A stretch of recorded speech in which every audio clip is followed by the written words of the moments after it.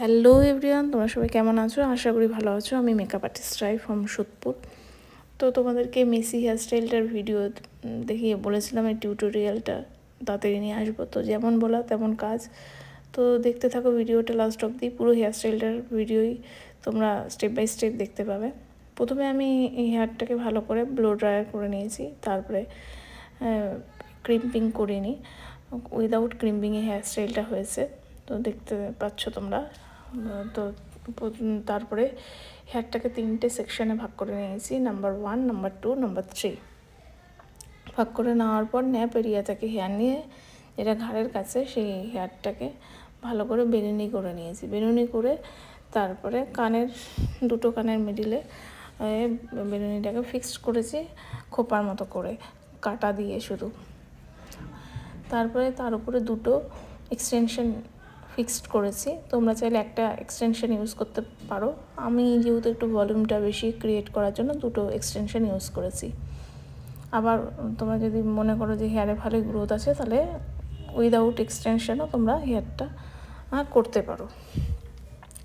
তারপরে ইয়ার টু ইয়ার সেকশন নিয়ে puff area থেকে পাতলা হেয়ার সেকশন বার করে সেটাকে ডোনাট যে হয় সেই ডোনাটটাকে কেটে ভাঁজ করে মুড়িয়ে টাইট করে ইয়ার টু ইয়ার টাইট করে লক করে দিয়েছি ইউপিন দিয়ে। লক করে দেওয়ার পর ফ্রন্ট থেকে হেয়ার নিয়ে ওটাকে মার্চ করে পাফটা ক্রিয়েট করছি। যেহেতু মডেলের ফেসে একটু হাইট পাফ ভালো মানাবে, তাই জন্য আমি একটু বেশি হাইট রেখেছি।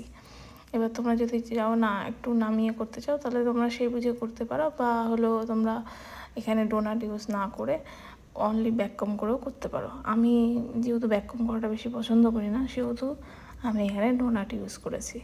তারপরে পাফটাকে মার্চ করার জন্য সুন্দর করে হেয়ার নিয়ে মার্চ করছি। তারপরে মার্চ করার পর পুরো পাফটা সুন্দরভাবে ক্রিয়েট হয়ে গেছে।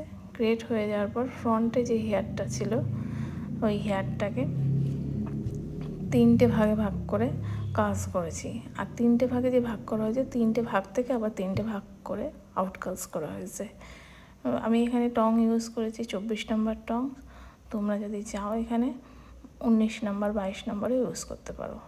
আর আমি এখানে যেহেতু হাইট একটু বেশি দেবো মেসি হেয়ারে, তাই জন্য একটু ব্যাককম করে নিয়েছি। তোমরা যদি চাও করতে পারো ব্যাককম, আর যদি না কম চাও তাহলে ব্যাককম করার দরকার নেই। তো ওটাকে বসিয়ে কম হাইটেও করা যায়। তো এটা ফেস টু ফেস ভ্যারি করে তোমরা কীভাবে হেয়ারস্টাইলটা করবে, ক্লায়েন্ট কী ডিমান্ড করবে।